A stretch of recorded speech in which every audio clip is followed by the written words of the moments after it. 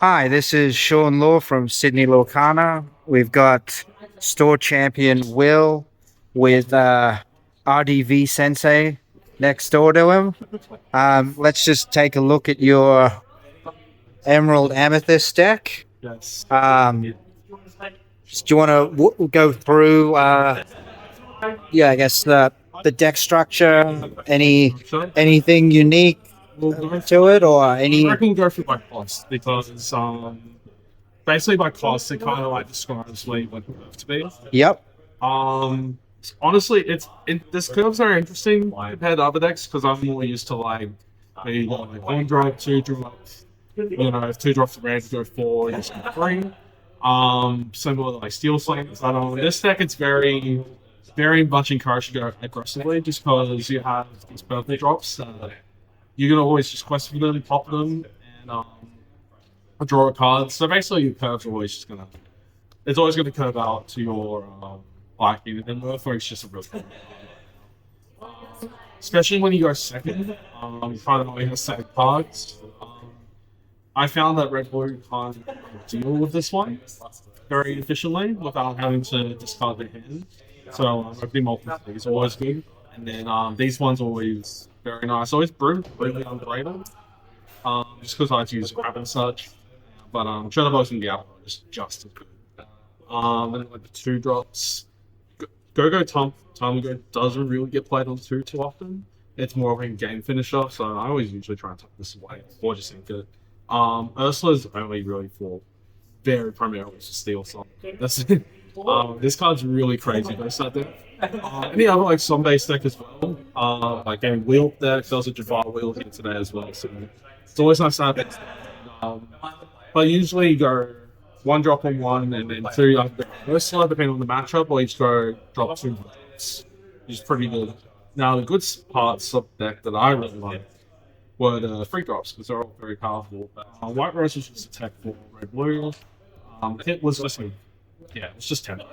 So you just play this very good steel songs, bounce back troubadours and Cinderellas to make them in the early game to make their wheel not sufficient. It's very, very nice. Yeah, and Tipo as well.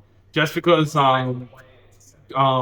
what the best sort of curve against red blue is 3 1-drops, play this on 1, play 2 on 2, and then if they go and try and block 2 monsters with Tipo, then you just go with Kit, and Kit, you bounce their Kit back, and then you get another 2 just questing for free without having to block 2 monsters.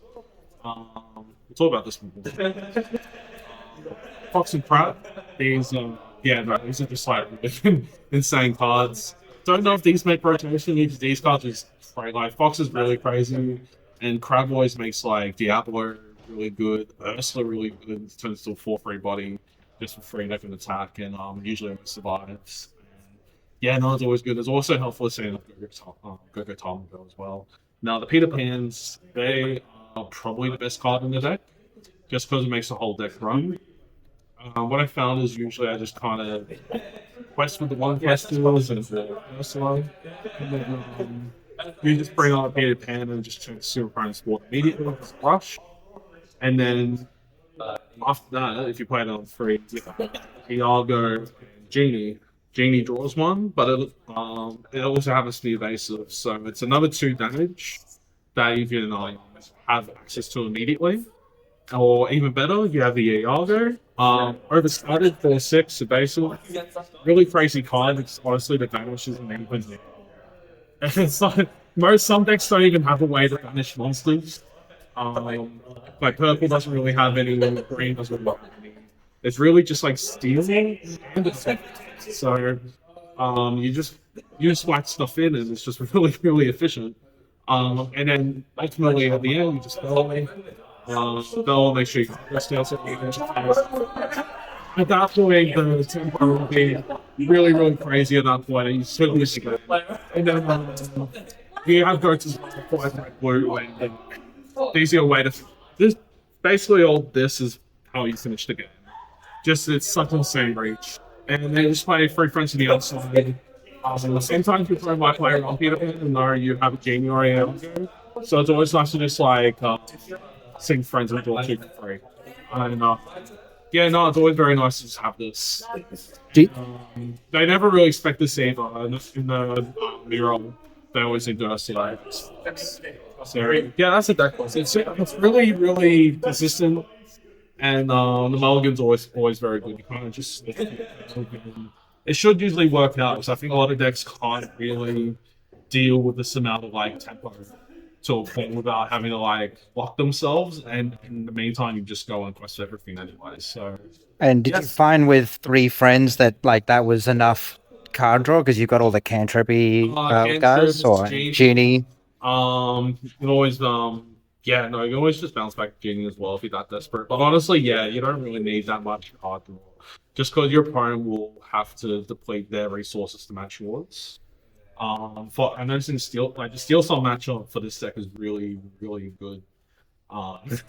Just because Manimum's always going to trade very successfully, and the wheel just refills your hand immediately. So I found a lot of post the wheel, I was able to just like keep scanning the board, keeping my opponent in check, and then I was able to just shoot up so efficiently. It's just a crazy deck. So. Yeah, because a lot of Steel Song's not running Grab Your Swords, which you'd be like, if someone did run that, that would be quite rough. It's way too expensive. It's uninkable. Yeah. So like that deck already had like 16 uninkable days ago. So yeah, no, they can't really play that right now efficiently. So this deck just kind of sweeps up. Red blue, pretty good matchup in the red blue. Just one drops immediately available. Also always checks the beep and then if you worry about the big Sisu, then you have the others, which Sisu can't really attach. Do you find like with Half Shark you're just too fast for the even if they ramp into an early Half Shark? How do you find like? It really depends on what they have in their hand. Pirate's Life is really annoying if they do have that. But there's like ways you can sort of like bounce Fox back and bounce Fox back, give go. Yeah. And then you also have if you really want to, if they get greedy with Shark, like use it to sing a song which is with it, you do always have like you can always just play these two for to check it, yeah. 6, and then you rush +3, and then it's 5 damage on Shark. So that usually just takes it out. But usually you should be keeping a healthy amount of cards in your hand to really play against that matchup like efficiently, because there'll be a point where they run out of steam because they don't have fire. So yeah. And did you find that? Were there any other like do you think if you went to another store champ you'd take this exact deck, or were there any changes you'd make to it, or any ratios you'd change? Fair, I'm always changing the decks. I'll admit I'm always changing decks because having your opponent blind into something that you may not expect will always bring a better advantage into the game. Didn't work out like first round, but I won't say too much. Well, I mean, you did catch me on the back foot. I thought you were playing. I never had you. We were playing Steel. Yeah. It was best of 2 today as well. This deck was really good going in, winning on the draw as well. I don't think I should have winning on the draw.